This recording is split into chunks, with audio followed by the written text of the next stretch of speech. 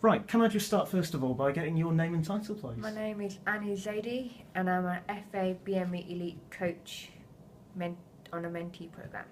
So today you're here at Leeds Beckett. Just first of all, explain what will you be talking about? I'll be talking about myself as a coach, being a woman, being a South Asian woman, being a woman, South Asian woman, and a woman who wears a headscarf, and everything that else in between. So today's conference is about sport and discrimination. So Dan kindly invited me to come and talk about not the gender discrimination, but also the race and how people perceive me because I am not your average coach or don't look like the average coach. So. And for yourself, how important is it that people take messages from the talk today?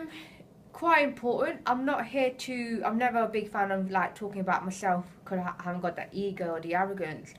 But one thing I've got is reality and realness and experience of the trials and tribulations I have experienced within the professional game, and I don't want this conference to be all negative. Does that make sense? Or distract people from doing it, because that's not my aim. My aim is to hopefully kind of empower or enlighten and hopefully change people's mindset that female are just as good coaches as men within the professional game.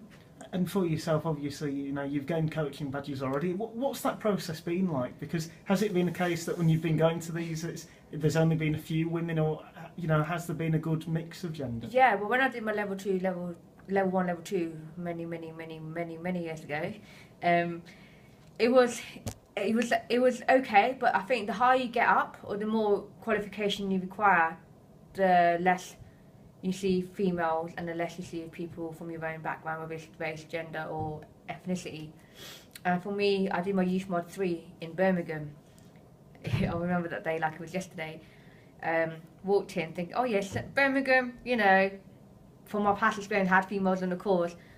And I was walked in, there was 28, a room full of men. I thought, am I in the wrong class? And I weren't. And I walked back out into my car. I was like, no, I'm not doing this. I can't be the only female, you know what I mean? In a nervous, conscientious way. So I phoned my mentor. He was like, Annie, he didn't answer my phone. I texted him. He texted back saying, if you walk out now, it will be up to 2030, 2050 to find the next South Asian Muslim girl in the professional game. So you're not doing it for you now, you're doing it for the next generation. And I was like, so I kept my mouth shut, got out of my car and quietly walked back in with my head up and chest out to say I'm here to embrace it and I'm here to do it. So yeah, I think, but then I did my year to be in women's only one in London, and I think that was quite good because having 30 women in the course with all personality, but it was quite empowering. It weren't disrespectful or cattiness like people assume to have too many women in a room is. It was how we all supported each other. It was nice, relaxed learning environment. There's no ego, no arrogance. When someone had one of my sessions was really poor and I got emotional because we get emotional about things that we love and we want to strive for, and then the girls weren't like, oh, you're really poor. They try to make me feel comfortable and relaxed, and I think that's the environment that you need. But sadly, out of 30 girls on the course, I was the only BME, and that was in central London. So again, the ratio between gender in the professional game and gender and ethnicity in the professional game is quite different and quite, don't balance anything out. So it's quite frustrating, but that's real life. I mean, for yourself, how do you feel when people see you as an inspiration because you're somebody who has kind of broken the mold to do that, and hopefully that'll lead to more people getting involved? When people say I'm an inspiration, I'm like, well, I haven't achieved nothing yet because I haven't really. I've been doing this for over 8 years now, and I'm only coming through people's mind or conference since the accolades I won, whether it's Sky Sports one or the FIFA conference I attended. But it's nice that people perceive me as an inspiration. It inspires me to carry on and keep going.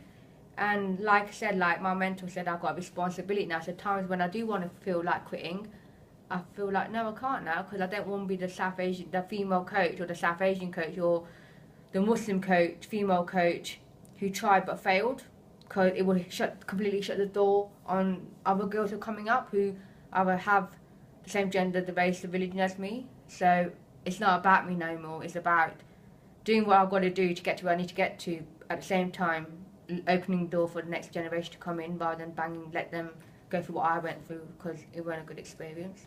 And I know that you've had support of the likes of Les Ferdinand, what he said about you. I mean, you know, somebody there who has been there and done it in terms of being a player. He's got a role at QPR at the moment. But how much does that mean to you that people, you know, like that are backing you? It's mad because 2 years ago, like 18 months ago, we met and with Mr. Chris Ramsey, the technical director at QPR, and me went in, and it's mad because I still when they phoned, I'm like, I can't believe it's Chris Ramsey. I can't believe Celeste Ferdinand's phoning me, because you don't, do you? Because they're iconic players and footballers, and I'm just a normal girl next door. So for them to actually support me, not because I'm a BME woman and they're BME men, because they haven't got time for that, you know, or however people perceive it. I think because they see the potential in me and my hunger and my feistiness, to say I have, you know, I think it's good, it's nice, it's warm. Like, I feel like I've got my safety net, because before then, I don't have a safety net. So when I fall, it's up to me to pick myself up.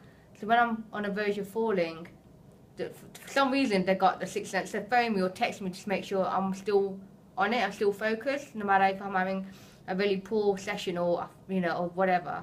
So having that high support mechanism is good for my confidence, but also the reassurance I need.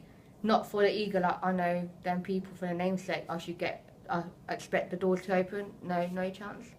And when you look at women's football and the likes of Doncaster Rovers girls, they've just appointed a female coach to be the manager. I mean, do you think that that's a big bonus? That obviously, when you think about women's football, really, it should be a case that, you know, that the managers in charge are women. Oh, of course. I mean, I personally, on a professional level, I've coached a Leicester City for under 11s for 2 seasons for the head coach, and I think female players, especially at that age and at any age, they need inspirational females. So if they do retire from football, they can see another avenue for them, rather than just quit and just that's it. And the likes of Emma Hayes, your Marianne Spacey, your Emma Coates, I think they're the most important people, because not only because they don't know the game, it's to show that their visualisation at that level, because they're visible, people can relate to them, and once you relate to them, you can achieve just as much.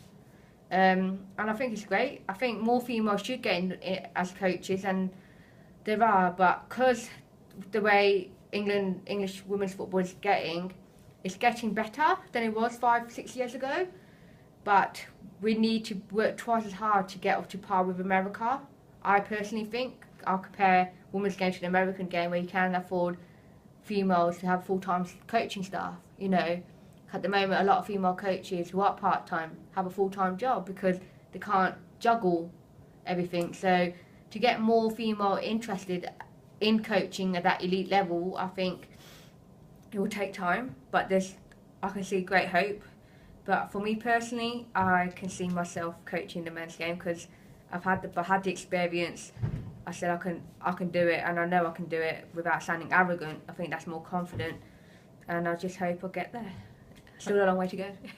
And I mean, for yourself, you know, if that opportunity did present itself, how much would that mean to you? Because obviously, you know, that would be breaking the mold to do something like that. What's that? Sorry. If you were to coaching the men's game, you know, to become a manager maybe in the men's game, or to gain the coaching rather than the men's game. Oh, definitely. I would love to. My aim is quite a long aim.